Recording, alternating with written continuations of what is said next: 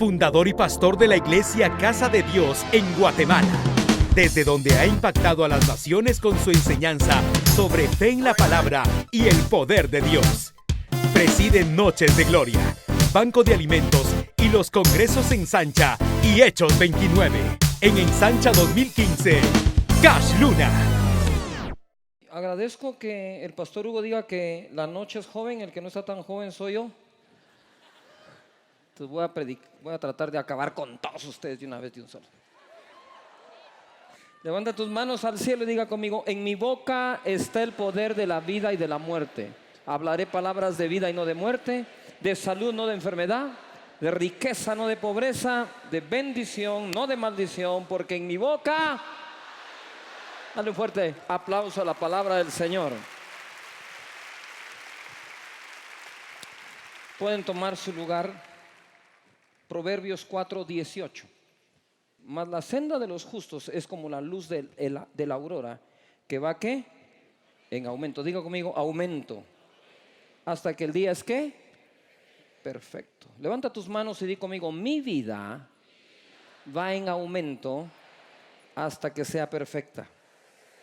Y les dije hoy en la conferencia anterior que me tocó de que el Señor habla de que Él va a terminar la obra, que su Padre trabaja, que Él trabaja y por lo tanto nosotros trabajamos.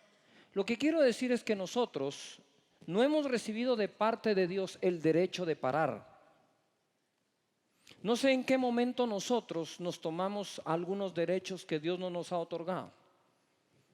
Dios no nos ha otorgado el derecho de parar, nosotros debemos de continuar. Si eres un empresario, continúa. Y tú dices: pero es que es mucho el estrés. Sí, pero también es mucho el trabajo que generas. Tienes que aprender a manejarlo y seguirlo generando, porque tenemos el deber de seguir creciendo, como la luz de la aurora hasta el día que es ¿qué? Perfecto. Y entonces les hablé de la zona de confort. Zona de confort es aparente estado de comodidad. Todo el mundo diga comodidad. Que te lleva a la muerte en vida. Justificación perfecta para no hacer, no crecer, no arriesgarse y no vivir. Repito: justificación perfecta para no hacer, no crecer, no arriesgarse y no vivir. Esa zona de confort es la primera que nosotros tenemos. Es donde nosotros solemos acomodarnos. Nos acomodamos y las cosas empiezan a cambiar, no para bien, empiezan a cambiar para mal. Si nosotros nos acomodamos en lo que sea, vamos no para bien, vamos para mal. Eso incluye todo, todas las áreas de nuestra vida. Si tú te empiezas a acomodar en la vida, antes eras un joven, hacía deporte, ibas al gimnasio, no, ahora es televisión, sentado comiendo algo.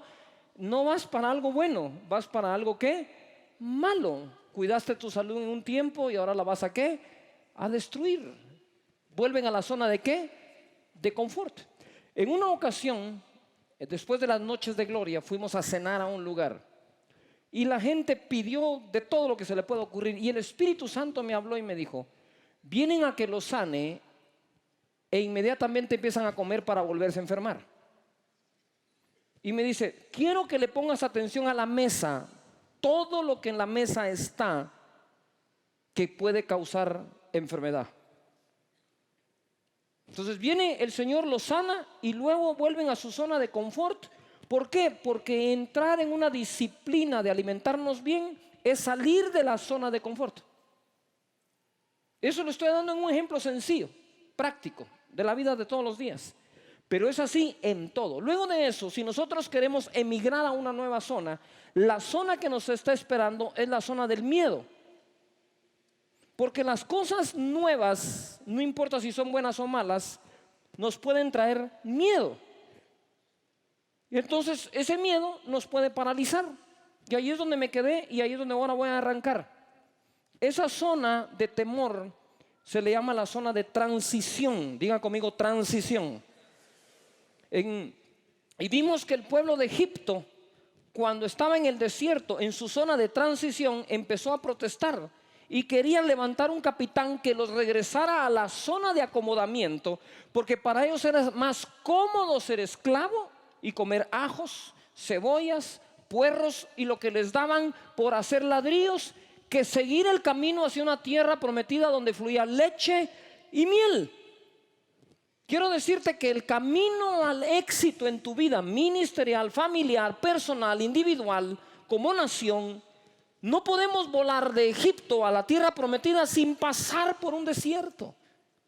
Jesucristo mismo, para poder regresar en el poder del Espíritu, salió de su zona de confort y entró 40 días al desierto, en donde fue tentado por Satanás. Eso no era confortable, pero para poder regresar y decir que regresó en el poder del Espíritu y tomar el libro del profeta Isaías y decir: esta palabra hoy se ha cumplido sobre mí delante de sus ojos, el Espíritu de Dios está sobre mí por cuanto Él me ungió. Tuvo que pasar por la zona de la incomodidad, de la transición. Tu vida espiritual está estancada no porque el pastor no predica bien. No. Tú solo te estancaste. Dejaste de buscar. Encontraste tu zona en la que te sientes cómodo, bien, no más. Ahí estás guardadito, protegido. Tenemos que emigrar de esa zona. Esa zona no es buena. Tenemos que mantenernos ¿en qué? En movimiento. Diga conmigo, movimiento. Todo lo que no se mueve, se muere. ¿Cuál es el problema de un agua estancada? Que va a producir muerte. Si la tierra se detiene en su rotación, nos fuimos horribles. Pero mírelo usted en una persona que está enferma, que por alguna razón no se puede mover. Aparte de no poderse mover, los males que le vienen por no tener movilidad. Llagas, se empiezan a paralizar los órganos. Por lo tanto, la vida misma dejada por Dios nos dice: muévanse. En la guerra, cuando se estaba en la guerra, si te estancabas en un lugar eras blanco fácil. Por eso te gritaban: muévete. Había que moverse. Y el Señor siempre está haciendo por eso cosas que nuevas. Debemos dejar a un lado el temor. Y como digo yo, hay que hacer las cosas con todo y miedo. Con todo y miedo. Mire, miedo es algo que todos tenemos en común. Siempre va a existir miedo a algo. Por supuesto, hay unos miedos, como la vez pasada estaba oyendo yo a una comediante española y decía que estuvo estudiando, viendo un canal de televisión que hablaba de los temores. Y dice: los temores, los mayores temores a animales son a 3 animales, dice. El temor a las ratas, a las arañas y a las serpientes. Y dice: pues hombre, eso no es temor, eso es sentido común. Me sale una serpiente, salgo corriendo, no estoy pensando si tengo miedo o no. Porque si está la serpiente venenosa, usted dice: no te tengo miedo, y lo muerde con todo y sin miedo, se va a ir horrible. No sé si me estoy explicando, pero se murió sin miedo. Se murió por eso que usted pensó. Es que lo pensaron. Yo tengo un discernimiento tremendo. A ver, Hernán, profeta, ¿qué pensaron todos esa palabrita ya? La misma que vos pensaste. Todo, diga conmigo, todo lo bueno comienza con algo de miedo.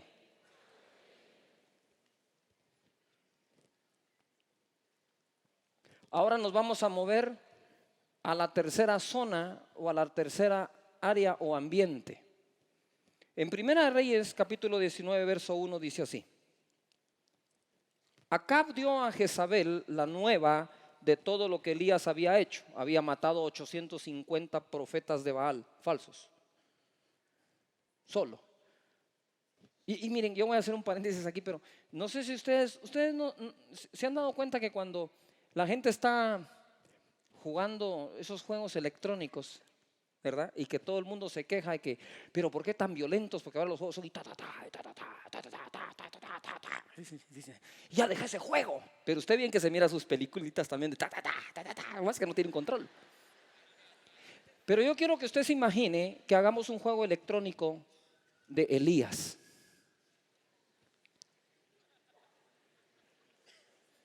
Matando profetas. Y algunos profetas falsos son así como manzanitas que tienen más. Usted ha alcanzado su siguiente nivel.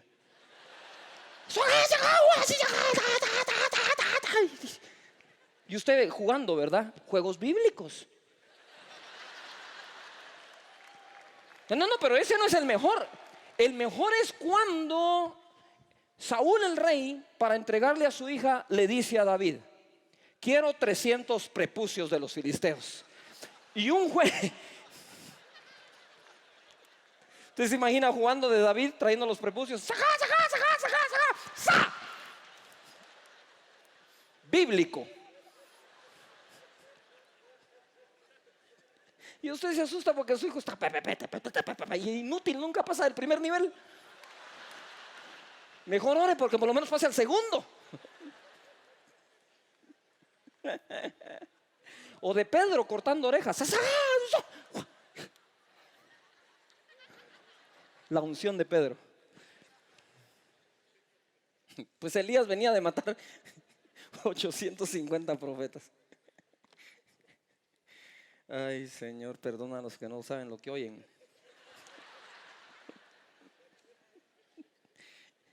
Y dice acá, mira, el verso 2: entonces envió Jezabel a Elías un text, WhatsApp, BBM, mensajito.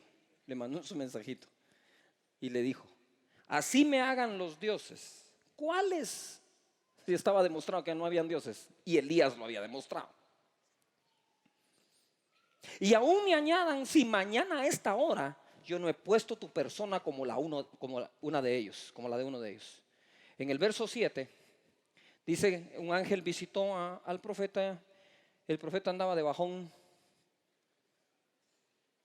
le agarró la depre. Entonces, cuando usted esté así medio depre, diga: tengo la depre de Elías, para que sea así con clase, ¿no? Usted diga: el espíritu de Elías me agarró, pero el de que salió corriendo para la cueva. Y dice: y volviendo el ángel de Jehová la segunda vez, lo tocó diciendo: levántate y come, porque largo camino te resta. Se levantó pues y comió y bebió, y fortalecido con aquella comida, caminó 40 días. No sé si el milagro es caminar los 40 días o el tipo de comida que tuvo, porque aguantar 40 días con una sola, solo Dios. Y 40 noches hasta Horeb, que quiere decir el monte de ¿qué? De Dios. Y uno dice: bueno, caminó al monte de Dios, todo va bien. Y dice: y allí se metió en una cueva.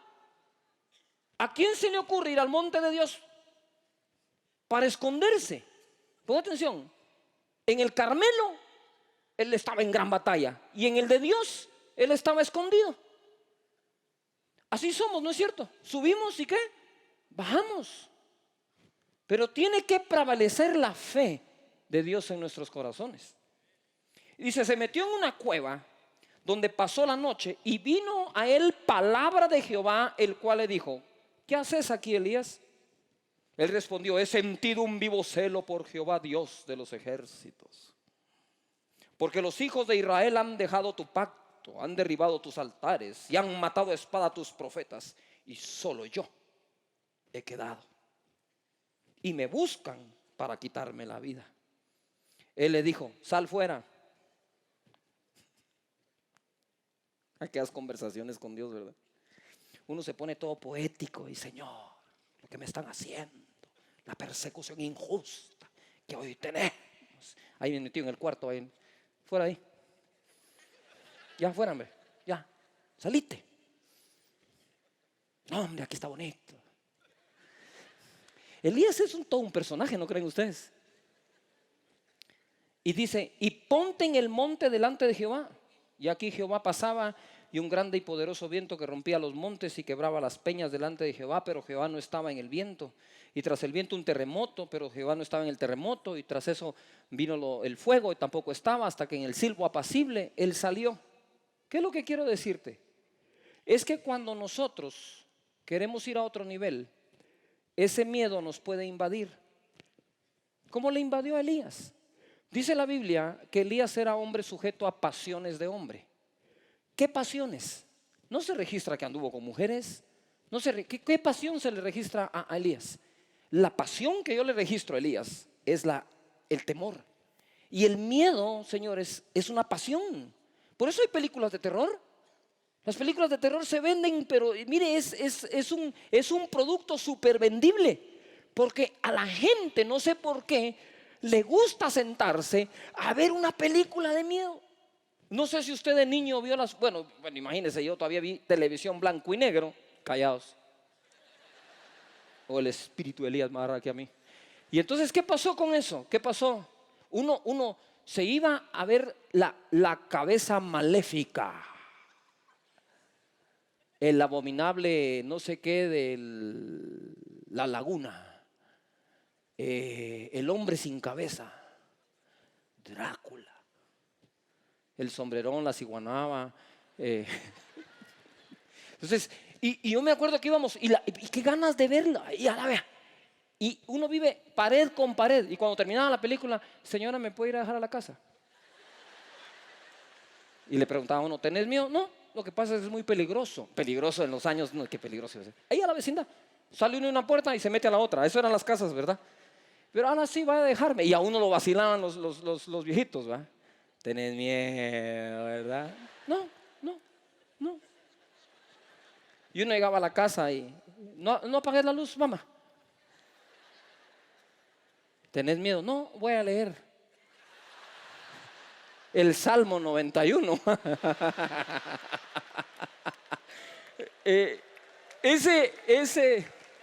El temor es una pasión. Y una de las pasiones que creo que Elías tenía era ese temor. Pero dice que aún siendo sujeto a pasiones, oró. Y Dios le escuchó y le respondió. Uno puede pasar a la siguiente etapa si uno sabe qué tiene y a quién tiene con uno.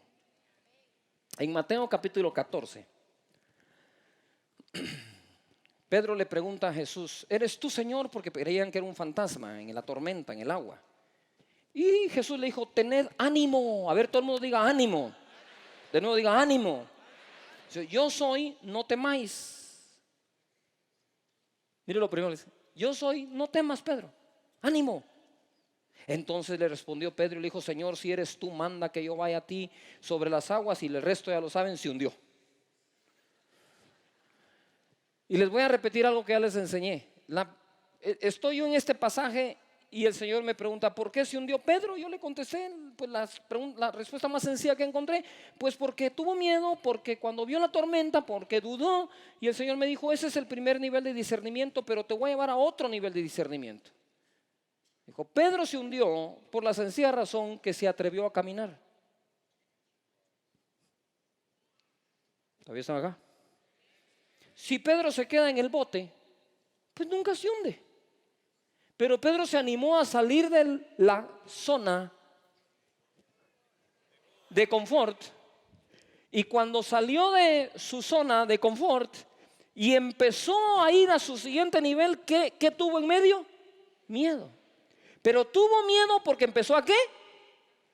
¿A qué? A caminar. Tú no vas a entrar nunca a esta zona si no sales de esta. Tú tienes que salir de esta para poder tener opción a esta, para que puedas llegar a esta. Es inevitable esa. Si quieres, bríncala, prueba. Pero puede pasar. Pero Pedro se hunde realmente porque se atrevió a caminar. O eres de los que se salen del bote para caminar, o de los que en el bote apuesta $20 a que se hunde a los 2 pasos. $30 que no aguanta 5. Porque siempre que tú te has atrevido a hacer algo, ojo acá, vas a traer un bien a tu vida, vas a inspirar a unos y vas a molestar a otros. ¿A quiénes vas a molestar? A aquellos que siempre dijeron, yo lo puedo hacer, yo sé cómo se hace, yo me atrevería, ¿por qué no me dan a mí la oportunidad? Pero cuando la han tenido enfrente no la toman. Y entonces cuando alguien logra lo que ellos siempre pensaron que se podía lograr, pero tuvieron una lista de excusas para no lograrlo, saltan y empiezan a que se hunde, a que se hunde. ¿Ustedes no han visto este mal generalizado en la mente del evangélico? Que cuando Dios levanta a un hombre, empiezan unos, ahí vas a ver que va a caer. ¿Qué les pasa? Confesando eso de las personas, en lugar de declarar Dios lo guarde, Dios lo cuide, Dios va con él, Dios va con ellos, Dios no los va a desamparar, Dios no los va a dejar, Dios. No empiezan, mira.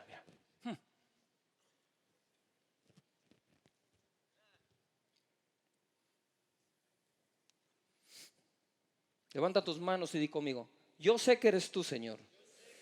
Díselo, yo sé que eres tú. No voy a temer, voy a caminar. Y aunque me vuelva a hundir, lo vuelvo a intentar. Amén. Yo estoy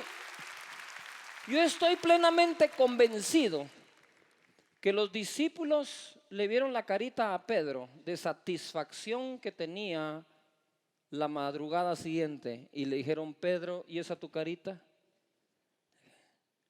Porque estás así de contento si te hundiste. Me hundí. Yo me hundí. Siempre alguien que te recuerda que te hundiste, ¿verdad? Pero Dios te va a recordar que Él te levantó.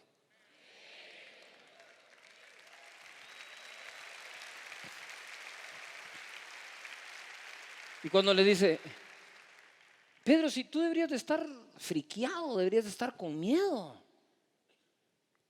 ¿tú volverías a intentar caminar sobre el agua? Y creo que Pedro les contesta, aunque me vuelva a hundir, porque la sensación de tener el agua debajo de los pies y caminar 3, 5, 7 pasos, señores, valió la pena.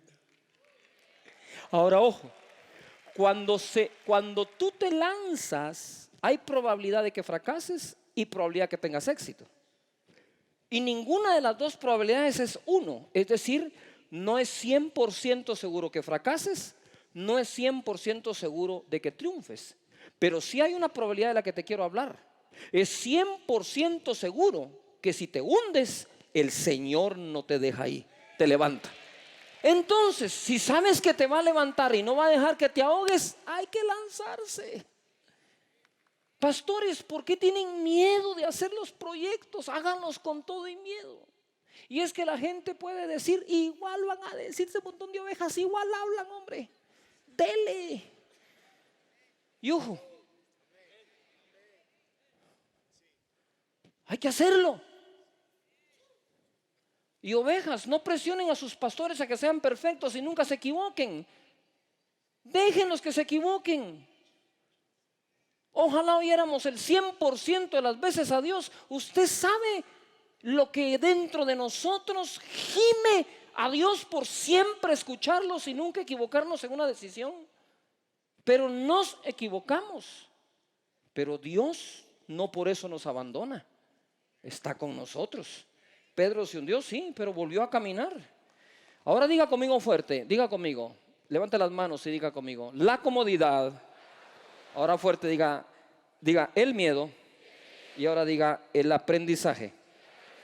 Mateo capítulo 17, 14 dice, cuando llegaron al gentío, vino a él un hombre que se arrodilló delante de él diciendo, Señor, ten misericordia de mi hijo que es lunático y padece muchísimo, porque muchas veces cae en el fuego y muchas en el agua. Y lo he traído a tus discípulos, pero no le han podido sanar. Respondiendo Jesús le dijo, oh generación incrédula y perversa, ¿hasta cuándo he de estar con vosotros? ¿Hasta cuándo os he de soportar? Traédmelo acá. Y reprendió Jesús al demonio, el cual salió del muchacho y éste quedó sano desde aquella hora. Viniendo entonces los discípulos a Jesús aparte, dijeron, ¿por qué nosotros no pudimos echarlo fuera? Diga conmigo, hay que preguntar. Jesús le dijo, por vuestra poca fe, porque de cierto os digo que si tuvieres fe como un grano de mostaza, diréis a este monte, pásate de aquí a allá y se pasará y nada os será ¿qué? Imposible. 21, ojo, pero este género no sale sino con oración y ayuno. Di conmigo, aprender. Cuando tú te atreves a salir de esa zona, te atreves a salir porque recibiste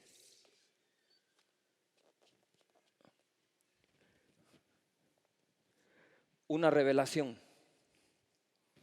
Dios te revela alguna de sus verdades. Si eres tú, manda que yo vaya a ti sobre el agua. Ven. Ese rema, esa palabra de ese momento hace que tú saltes de ahí para acá, aunque tengas que pasar por ahí en medio. Esa revelación es la que hay que buscar. Buscar a Dios para que Él hable y nos diga, para que nos guíe y nos dirija, es lo que nosotros necesitamos. Ojo, los discípulos estaban en modo de aprendizaje. Dice el tipo: le traje a tus discípulos a mi hijo y no pudieron hacer nada. Él reprende al demonio e inmediatamente los discípulos preguntan: ¿por qué nosotros no pudimos? Mire esto. Ellos no hubieran preguntado eso si no en algún momento creían que sí podían. Es que si no creían que podían, ni siquiera lo hubieran intentado. No sé si me estoy explicando. Pero algo les pasó. Dije, pero nosotros, ¿por qué no pudimos? ¿Por qué nosotros no podemos hacer lo que puede hacer él o ella? ¿Por qué? Señores, nosotros tenemos que aprender a venir delante de Dios y hacerle preguntas a Dios. Cuando uno ora, uno declara su palabra, uno oye su voz, pero uno le pregunta a Dios: Señor, respóndeme, dime, ¿qué significa esto? ¿Qué es este pasaje? Quiero saberlo. ¿Qué está pasando? Toda la información que recibo me dice que esto es malo, pero ¿qué dices tú? Y el Señor te da una revelación. Y entre todo lo malo te va a decir: no tengas pena. Por un camino vendrán contra ti, por 7 huirán delante de ti. Ciertamente 1000 caerán a tu lado, 10,000 a tu diestra, a ti no te tocarán. Dices: oh, está bien, tengo una palabra, tengo una revelación. Cuando nosotros habíamos hecho la negociación por otro terreno de 43 manzanas, 80 y algo de acres, y eso se perdió. Yo entré en una frustración. Usted sabe lo frustrado que yo estaba: Señor, ¿y qué pasó? Y tú no guardaste la negociación. Yo te escuché a ti decir cuánto ofrecer, cuántos pagos hacer, de qué manera realizarlo, todo honesto, todo íntegro, todo como Dios manda. Y en la negociación se había tardado, porque le dije: mire, yo no puedo comprar el terreno por un precio, ¿verdad? Y registrarlo por otro. No tenemos doble contabilidad, señores. Todo bien hecho. Y entonces todo se arregló para eso. Y cuando estábamos listos, yo le digo: ¿puedo pedir las promesas de fe para decirles que vamos a comprar el terreno? Y me dijeron: sí. La otra semana firmamos. Y yo vengo y pido las promesas de fe. La gente las escribe. Y de repente se desaparecen las personas. Ahora entiendo que todo para bien. Y entonces cuando todo eso sucede, yo me quedo: Señor, me llaman, ya no hacen la negociación. Me junto con ellos, les llevé la caja de las promesas de fe de los que estaban ahí en ese momento en la iglesia. Quiero que lo sepan.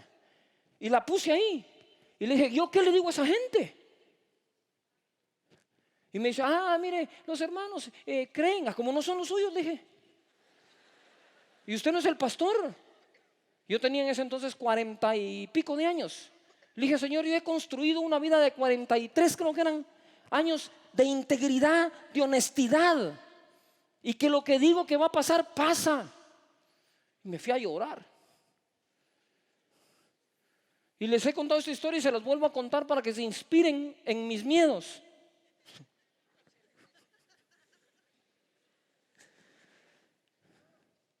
Y le decía yo a mi amigo Efraín, le decía: mira, yo me siento tan mal. Me siento así triste, molesto, hasta ganas de chupar tengo. Se lo dije, pero le dije: pero como soy cristiano no puedo. Ahí usted por dentro dice: dichosos los impíos. Le digo: pero no lo voy a hacer porque... Y yo digo: no entiendo por qué el Señor... Y Efraín me sacaba un versículo y me sacaba otro. Y mire, lo bajé la moto. Le dije: mira, no me saques versículos porque sé más que esos. Entonces yo le digo: mira, yo no entiendo por qué Dios me hace esto. Soy su amigo. Creo que soy su amigo. Así todo gacho, pero soy su amigo. Y le dije: y espero que Dios no esté oyendo lo que te voy a decirle.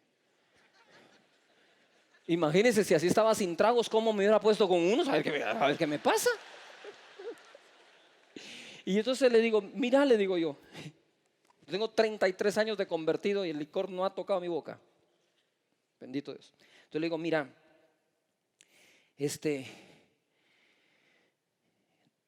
¿a cada cuánto aparece un hombre que le cree a Dios por algo tan grande?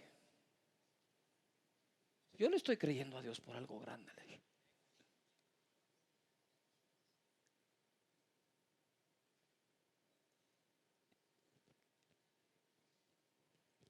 Y le dije, ¿por qué no prueba a Dios a hacer lo que hago yo? Le dije, que es sin ser omnipotente, ni omnipresente, ni omnisciente. Le creo. Porque Él hace todo porque es omnipotente, omnipresente, omnisciente. Así sí que fácil, pues. O sea, Él no tiene a alguien a quien creerle. No sé si me estoy explicando. Pero el Señor sabrá, le dije, mira, le dije, estoy tan mañana que todos quieran un su terreno en ese congreso apostólico, así le bromeé, le voy a decir, todos que quieran su terrenito, yo puedo orar por ustedes y que Dios los bendiga y consigan el suyo. Molesto. Un día antes de, Sonia se había quedado dormida, así con esa dificultad que tiene para dormir, que me dice, hola, ¿han visto ustedes la jirafa de Madagascar? Y que normalmente la esposa del pastor antes de dormir le dice, te tengo que contar un problema que tiene una pareja. Lo cuenta, ella ya lo asimiló y así. Y se queda uno hasta las 2 de la mañana, Padre, Señor, intercedemos por ellos, Señor, Padre Santo, Padre,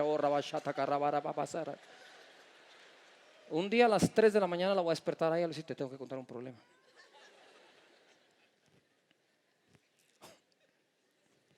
Y le estaba rascando la cabeza y me dice el Señor, te enseñaré cosas grandes y ocultas que tú no sabes.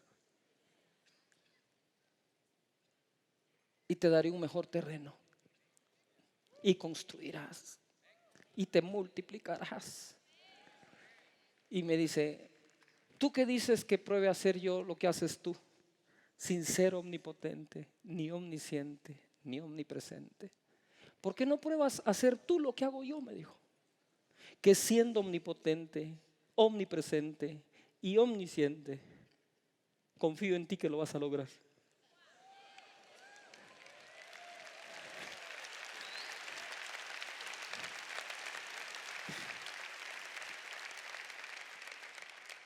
Y en ese momento le dije, Señor, solo eso te quería oír decir. Ya me estaba zafando el clavo, ¿eh? Señor, solo eso te quería decir. Le dije, porque dice tu palabra que el justo por su fe ¿qué? Vivirá. Y la fe es la certeza de lo que se espera, la convicción de lo que no se ve. Por lo tanto, si yo no tengo algo por qué vivir, es como que no estuviera vivo. Porque el justo por su fe vive. ¿Me estoy explicando?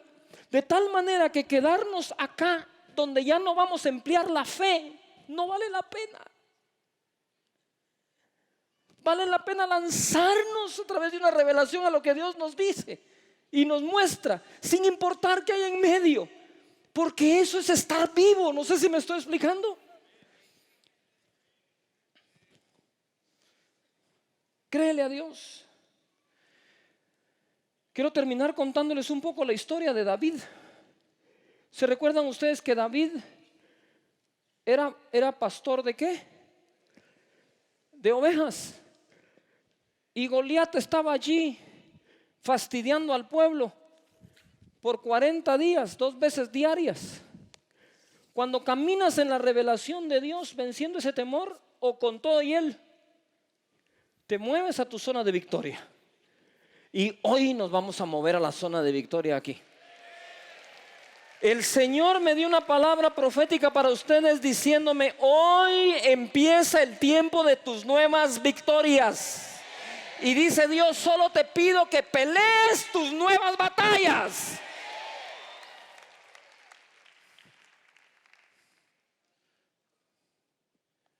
¿Cuántos quieren ver a Dios pelear? Métanse algo. Y entonces vas a ver a Dios pelear. Pero si tú no te mueves, ¿ustedes se recuerdan cuando la nube se movía? ¿Se recuerdan en el tiempo del desierto? La nube se movía y el pueblo se movía. La columna de fuego se movía, el pueblo se movía. Si se movía la nube, se movían ellos. Y Moisés comete un error, porque Moisés le dice a Dios: si tú no nos vas a sacar de aquí, si tu presencia no va a ir con nosotros, no nos saques de aquí. Y en ese momento Moisés le echa la culpa a Dios de estar en el desierto. O sea, porque tú no nos has sacado de aquí, es que estamos por 40 años aquí. Y momento, Dios lo sacó de Egipto, pero el pueblo tenía que sacar a Dios del desierto. Como que no la agarraron, se los voy a repetir. Dios sacó al pueblo de Egipto, pero en el desierto eran ellos los que sacaban a Dios del desierto. Porque cuando ya habían llegado a la tierra prometida, se regresaron a la zona de confort cuando vieron los gigantes. Cuando Josué se levanta, le cambia las reglas. Es más, desde Moisés le dijo: donde tú vayas, yo iré. De ahora en adelante, tú te mueves y Dios se mueve. No es Dios se mueve y tú te mueves, es tú te mueves, Dios se mueve. Donde tú vayas, yo iré. No te dejaré, no te desampararé, siempre estaré contigo. Te voy a sustentar con mi justicia. Así que muévete. No es cuando Dios te va a dar otra casa, es cuando te vas a mover para que Dios se mueva contigo a la otra casa. Dios puede estar en todo sitio. Dios podía pasar 200 años en el desierto. No suda, no tiene hambre, no le da sed, no se broncea con el sol, no se quema, no muere por serpientes que muerden a la gente. Dios puede pasar contigo donde estás el resto de tu vida, pero tú decides si dejas a Dios ahí o te mueves y que Dios te acompañe a donde vas a ir. Dale fuerte el aplauso al Señor.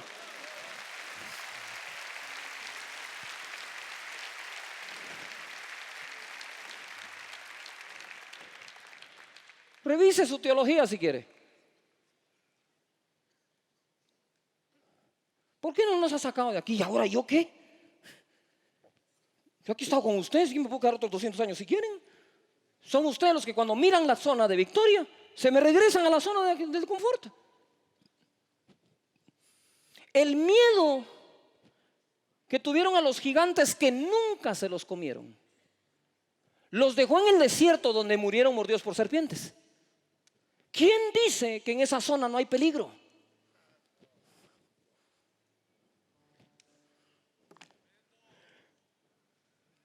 Claro que hay peligro, pero nos tenemos que mover. Mueve a tu familia, mueve a tu iglesia, pastor, mueve tu ministerio. Y cuando va David a pelear la batalla, dice en el verso 32: y dijo David a Saúl: no desmaye el corazón de ninguno a causa de él. Tu siervo irá y peleará contra el filisteo.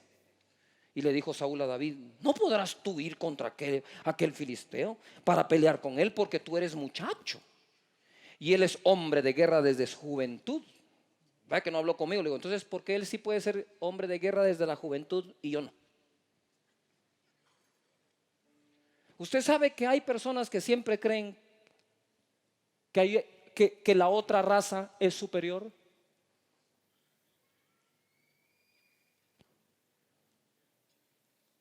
Uno es el problema cuando una raza cree que tú o los hispanos podemos ser inferiores.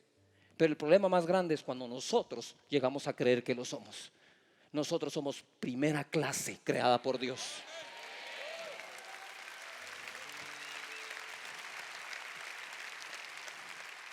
Levanta las manos y di conmigo: nosotros también podemos.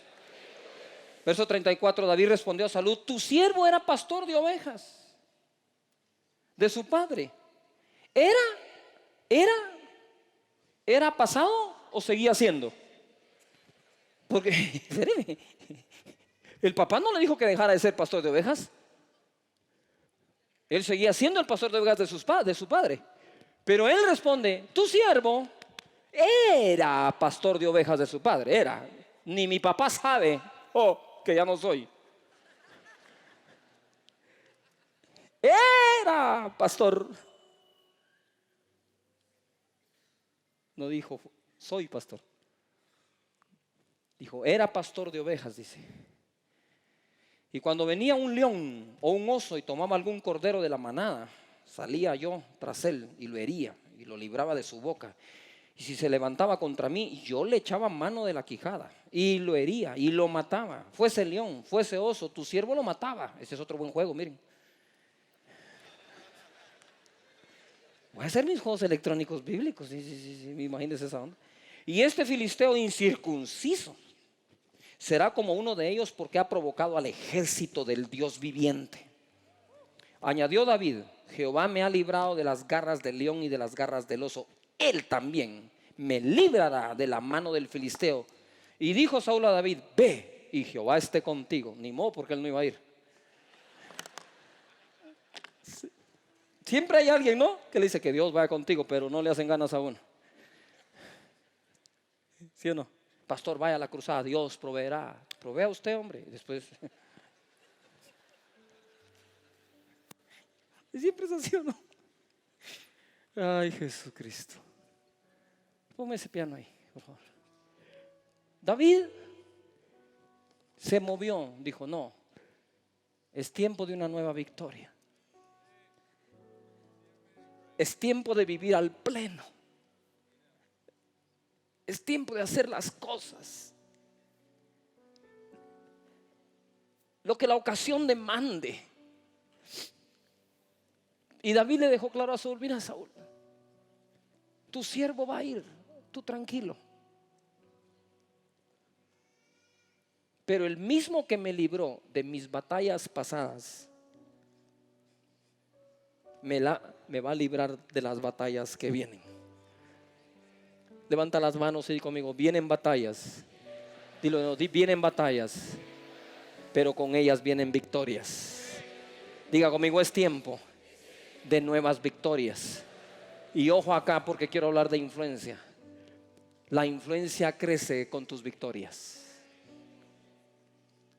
Cada victoria que Dios te da por la batalla que te animaste a pelear, te promueve y te da una nueva influencia.